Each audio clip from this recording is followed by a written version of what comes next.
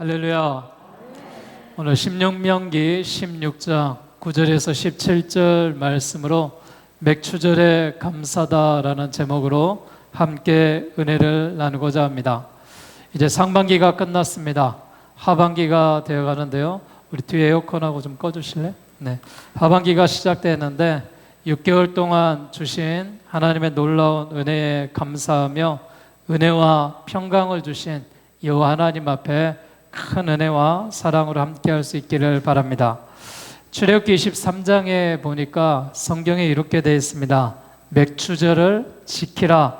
이는 내가 수고하여 밭에 뿌린 것에 첫 열매를 거둠이니라 라고 되어 있습니다. 우리가 농사를 짓지는 않지만 지금 수확의 계절입니다. 지금 밭에 가면은요 한참 수확하고 있는 것들이 있어요. 가장 농사철에도 바쁜 시기이기도 하고요.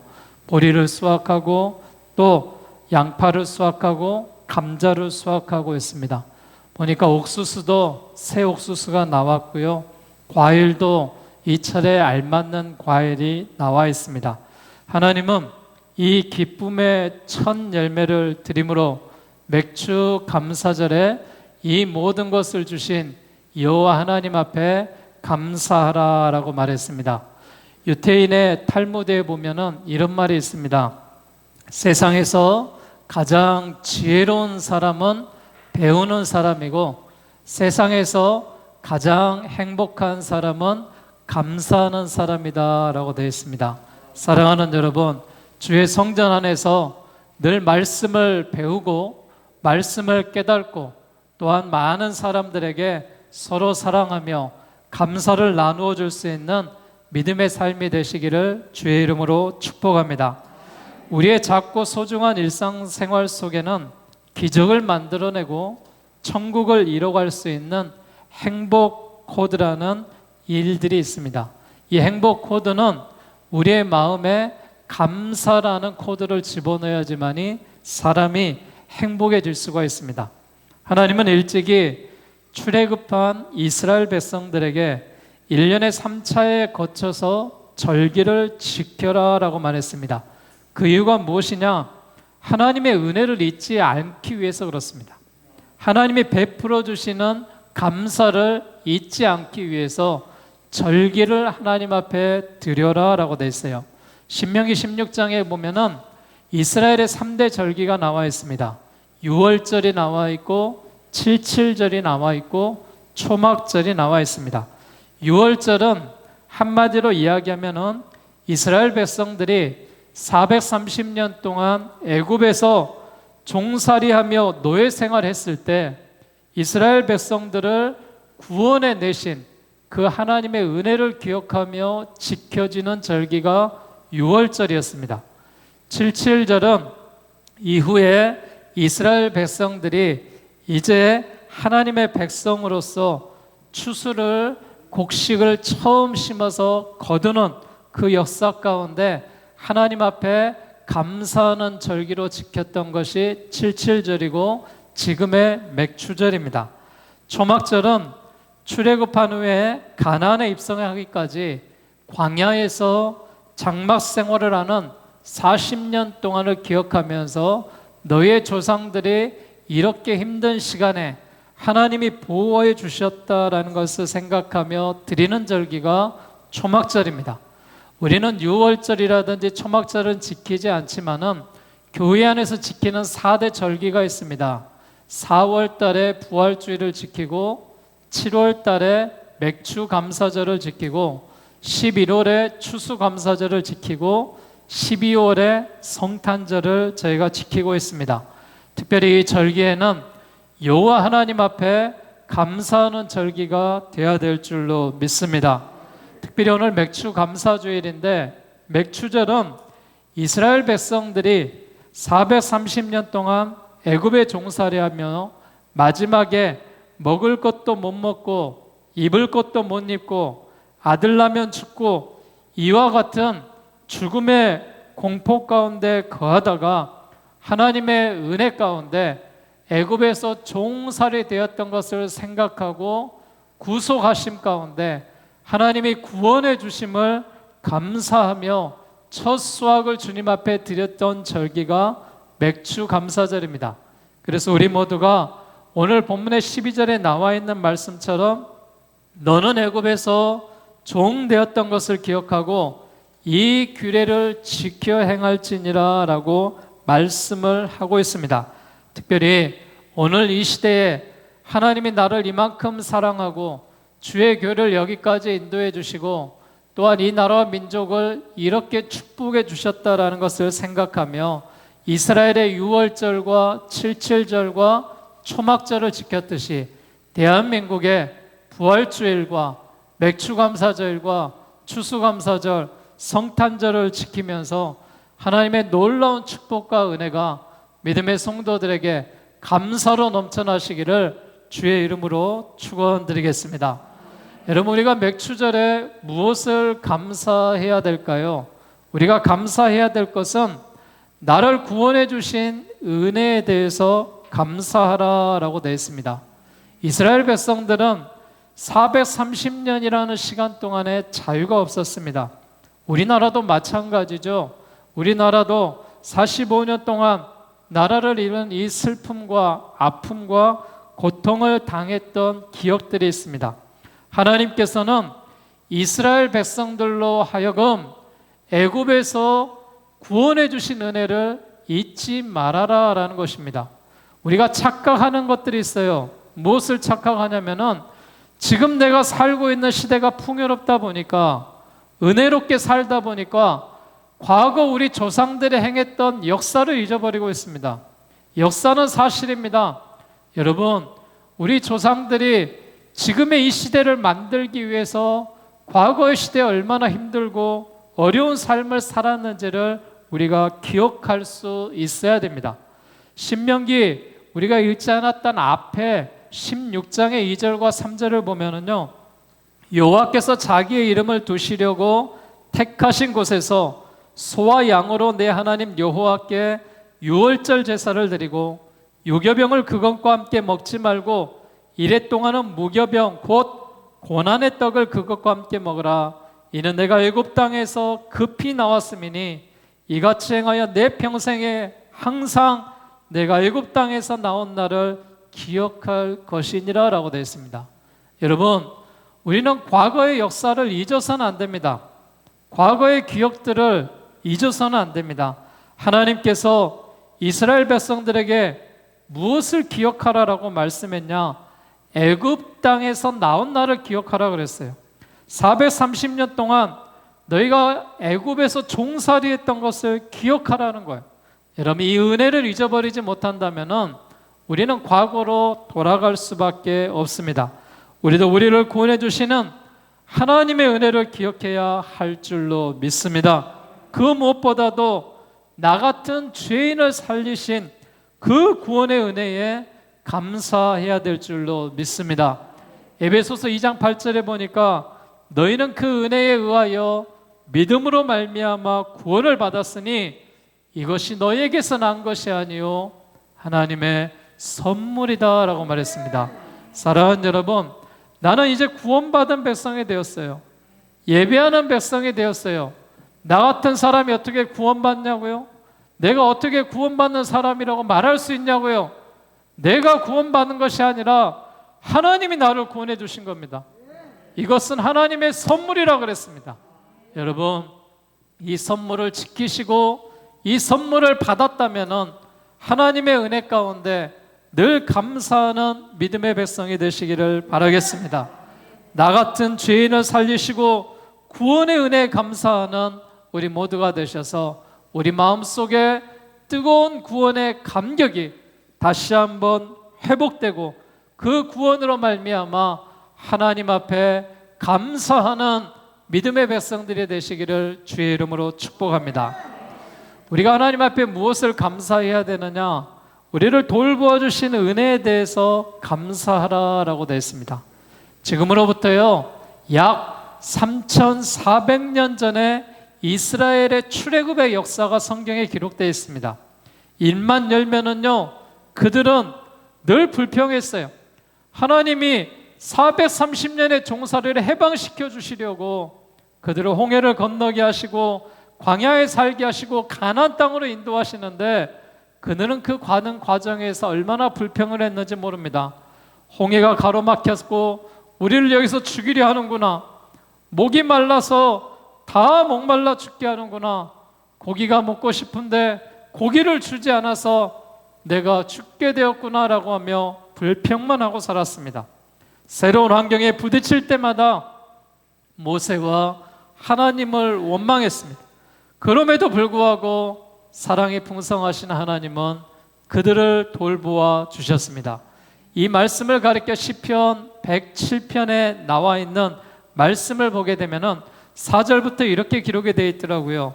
그들이 광야 사막길에서 방황하며 거주할 성읍을 찾지 못하고 줄이고 목이 말라 그들의 영혼이 그들 안에서 피곤하였도다. 이에 그들이 근심 중에 여호와께 부르짖음에 그들의 고통에서 건지시고 바른 길로 인도하사 거주할 성읍에 이르게 하셨다라고 되어 있습니다. 하나님께서는 이스라엘 백성들이 광야에서 방황하고 줄이고 목마르고 피곤해 있는 그 이스라엘 백성들을 도와주셨다라는 사실입니다. 오늘 본문에서 10절 말씀을 여러분 보세요. 내 하나님 여호와 앞에 7절을 지키되 내 하나님 여호와께서 내게 주신 복을 주신 대로 내 힘을 헤아려 자원하는 예물을 드려라라고 되어 있어요. 17절에도 각 사람이 내 하나님 여호와께서 주신 복을 따라 그 힘대로 드릴지니라 라고 되어 있습니다. 결국 여러분, 내가 하나님 앞에 축복을 받고 은혜를 받고 사랑을 받고 늘 하나님의 이 믿음의 백성으로 후손으로 살아간다면 우리는 감사하는 삶을 살아야 될 줄로 믿습니다. 하나님께서는 광야 생활 40년 동안 이스라엘 백성들에게 복을 베풀어 주셨다라고 말하고 있어요. 근데 여러분, 백성들이 이것이 복이라고 이야기를 하지 않아요. 그들은 불평을 하고 있어요. 원망을 하고 있어요. 여러분, 지금 세계가 어떤지 보세요. 세계가요 다 원망을 하고 있어요. 지금 세계가요 식량난에 허덕이고 있습니다.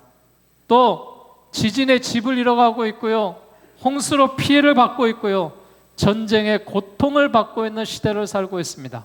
어제 세계에 돌아가는 그 역사들을 보게 되니까요, 우리나라는 그나마 기름값이 높아도 기름이라도 넣을 수 있죠. 아예 국가에서 주유소를 이틀에 한 번씩 문을 여는 나라도 있습니다.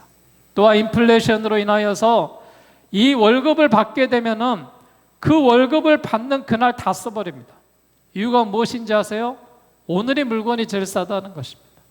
그러기 위해서 한 달치 식량들을 사버리는 그런 나라들의 모습도 있습니다. 화폐의 가치가 떨어져 버리고요, 살 수가 없고요, 또한 농사를 지으며 곡식을 수출하던 수많은 나라들이 식량의 기근을 가지고 살아가지 못하는 그런 시대를 살아가고 있습니다. 여러분, 우리나라는 어떻습니까? 내 삶은 어떻습니까? 거기에 비하면은 우리는 얼마나 행복하고 좋은 삶을 살고 있잖아요. 우리는 들어갈 집이 있고 먹을 식량이 있고 또한 일할 일터가 있고 또한 하나님 앞에 감사를 드리며 이 주일 성일에 예배할 수 있는 아름다운 성전이 있고, 여러분, 이 은혜가, 하나님의 놀라운 은혜가 여러분의 감사로 주님 앞에 드려질 수 있기를 주의 이름으로 축복합니다.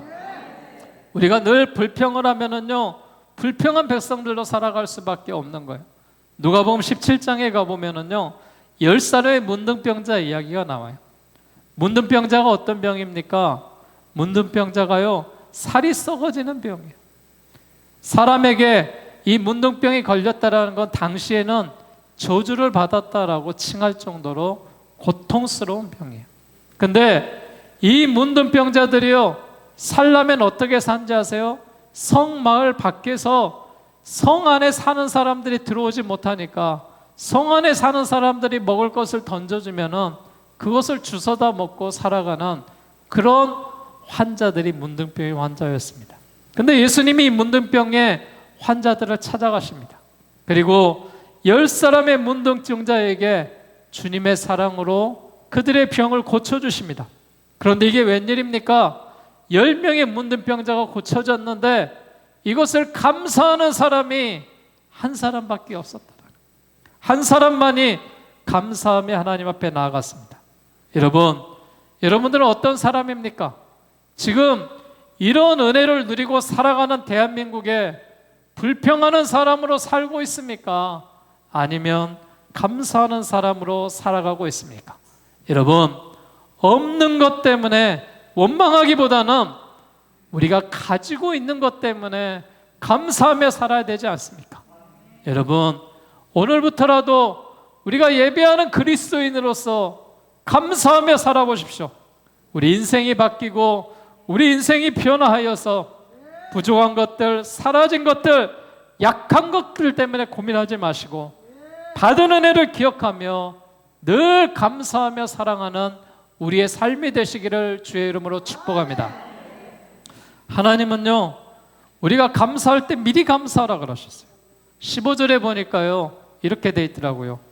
내 하나님 여호와께서 택하신 곳에서 너는 이래 동안 내 하나님 여호와 앞에서 절기를 지키고 내 하나님 여호와께서 내 모든 소출과 내 손에서 행한 모든 일에 복을 주실 것이니 너는 온전히 즐거워할지니라. 내 소출이 뭐예요? 모든 소출은 나에게 들어오는 소득을 이야기하고 있습니다. 열매를 이야기할 것이고 이익을 이야기할 것입니다. 여러분, 우리가 다 수입을 통하여서 삶을 살고 있습니다. 이 나라가 얼마나 좋은 나라냐면요, 연금을 주고요, 또 어려운 상황들에 대해서 그때그때마다 나라에서 우리 많은 가족들에게 주는 것이 너무나도 많이 있습니다. 근데 우리가 불평하는 게 뭔지 아세요? 우리보다 더 많이 주는 나라들이 있거든요. 더 많은 혜택을 주는 곳이 있거든요. 나보다 더 많은 혜택을 보고 내가 원망하고 불평하는 거예요.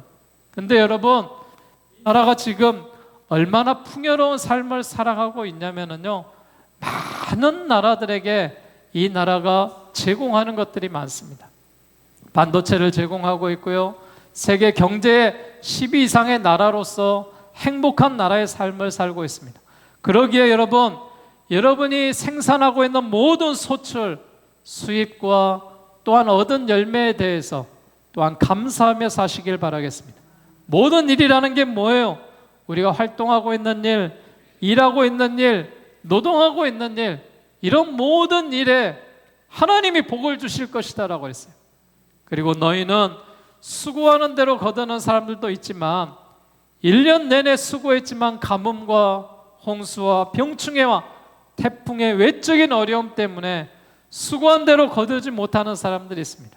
그때 하나님께서는 우리의 손으로 하는 모든 일에 복을 주실 것이기 때문에 올해 잠깐 고난이 왔다 해서 불평하지 말고 감사하라 그랬습니다. 온전히 즐거워하라 그랬습니다.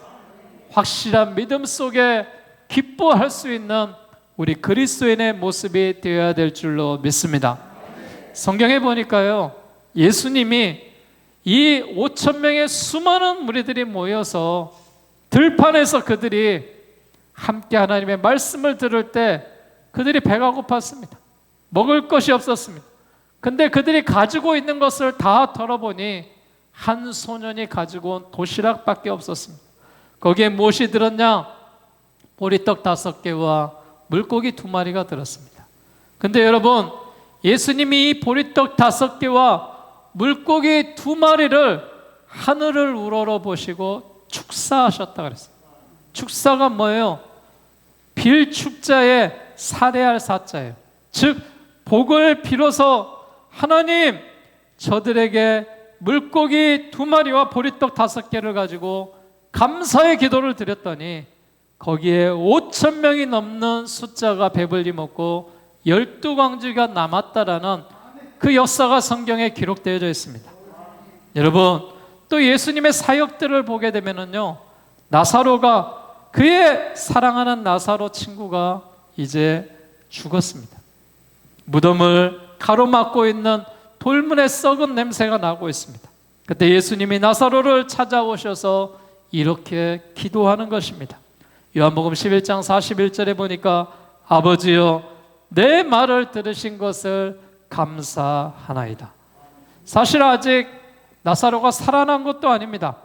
살아나기도 전에 하나님은 감사하며 하나님의 역사하심을 믿습니다라고 미리 심었다라는 것입니다.